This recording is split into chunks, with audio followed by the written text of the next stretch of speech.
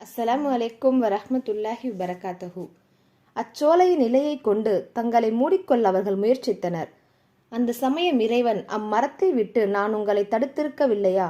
நிச்சயமாக ஷைத்தான் உங்கள் இருவருக்கும் பகிரங்கமான எதிரி என்றும் நான் உங்களுக்கு கூறவில்லையா என்று அவ்விருவரையும் அழைத்து கூறினான்.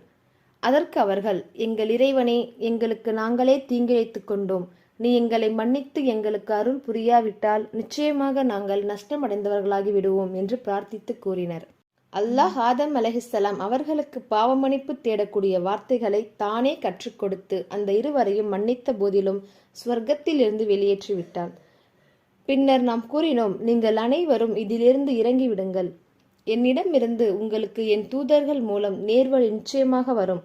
உங்களில் எவர்கள் என் நேர்வழியை பின்பற்றுகிறார்களோ அவர்களுக்கு ஒரு பயமும் இல்லை, அவர்கள் துக்கப்படவும் மாட்டார்கள். அல்லாஹ் கூறினான், நபியே, ஆதமுடைய ஹாபில் காபில் என்னும் இரு மகன்களின் உண்மை செய்திகளை நீர் அவர்களுக்கு ஓதி காண்பிப்பீராக.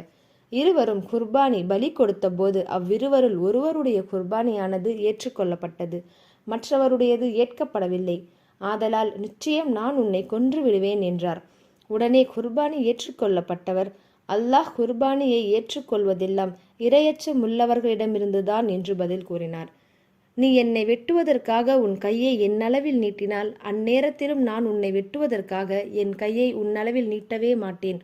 ஏனென்றால் நிச்சயமாக நான் உலகத்தார் அனைவரையும் படைத்து வளர்த்து பாதுகாப்பவனாகிய அல்லாஹுக்கே அஞ்சுகிறேன்.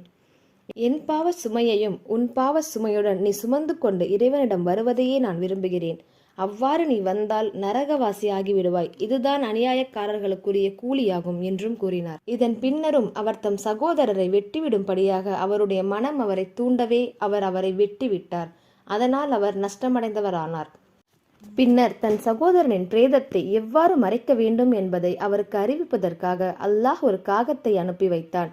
அது அவருடைய சகோதரனின் உடலை எவ்வாறு மறைப்பது என்பதை அவருக்கு காண்பிப்பதற்காக பூமியை தோன்றியது. இதை கண்ட அவர், அந்தோ, இந்த காகத்தை போல் சொற்ப அறிவுடையவனாக நான் இருந்தாலும் என் சகோதரனின் சவத்தை நான் மறைத்திருப்பேனே, அதுவும் என்னால் முடியாமல் போய்விட்டதே என்று அழுது துக்கத்தில் ஆழ்ந்து விட்டார். இதன் காரணமாகவே எவன் ஒருவன் மற்றொரு ஆத்மாவை கொலைக்கு பதிலாக அல்லது பூமியில் குழப்பத்தை தடை செய்வதற்காகவே தவிர அநியாயமாக கொலை செய்கிறானோ அவன் மனிதர்கள் அனைவரையுமே கொலை செய்தவன் போலாவான். மேலும் எவன் ஒரு ஆத்மாவை வாழ வைக்கிறானோ அவன் மனிதர்கள் அனைவரையும் வாழ வைத்தவன் போலாவான். அல்லாஹ்வின் தூதர் ஸல்லல்லாஹு அலைஹி வஸல்லம் அவர்கள் கூறினார்கள், உலகில் ஒரு மனிதன் அநியாயமாக கொல்லப்படும் போது அந்த கொலையின் பாவத்தில் ஆதம் அலைஹிஸ்ஸலாம் அவர்களின் முதல் மகனுக்கும் ஒரு பங்கு இருக்கவே செய்கிறது. ஏனெனில்